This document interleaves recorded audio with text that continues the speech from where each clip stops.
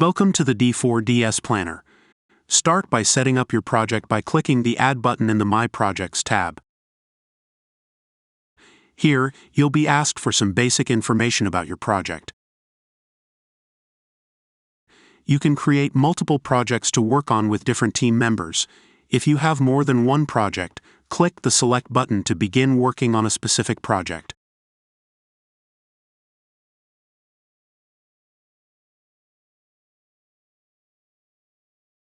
Click the Action Planner tab to navigate to the main activity page.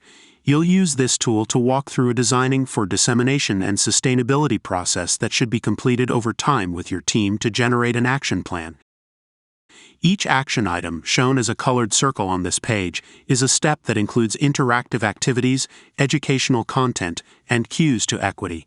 Completing the entire tool takes multiple working sessions with your team that can be performed together during a collaborative meeting or asynchronously. Members can be added to your team using the Left Team tab or within the Identify Your Partner's action item. You may choose to assign team members specific tasks with a due date within each action item. Your team can see activities assigned to them in the Your Dashboard tab.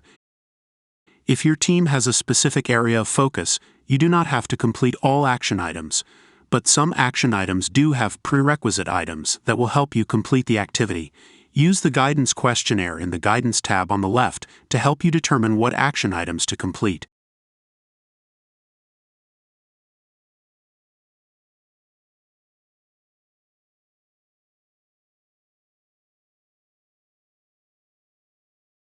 You may track your progress and download your D4DS Action Plan at any time in the Action Plan tab.